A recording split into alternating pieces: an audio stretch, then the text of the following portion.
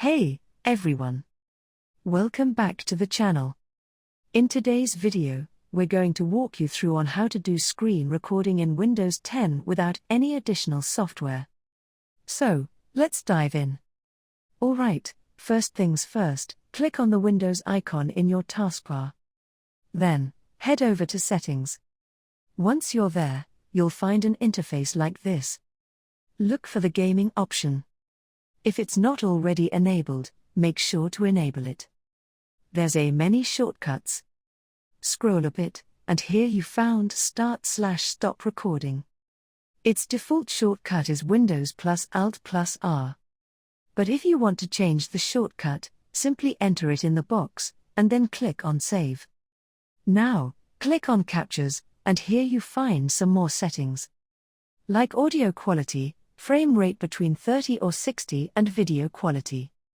One thing is important to remember, that if shortcut for recording is not working, which is Windows plus Alt plus R, then there is another shortcut which is Windows plus G.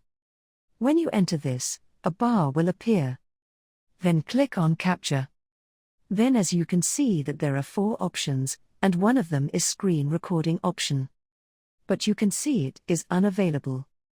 It is because this screen recorder is restricted to record somethings, like Windows Desktop. Now close it. And open Google Chrome.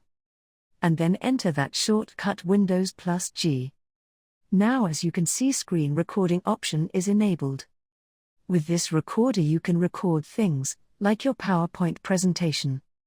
Now, click on Start button. And then you stops it, and you wanted to see your clip. So enter that shortcut. Then click on Widget menu. And from here select Gallery. Then hopefully you will see that clips here.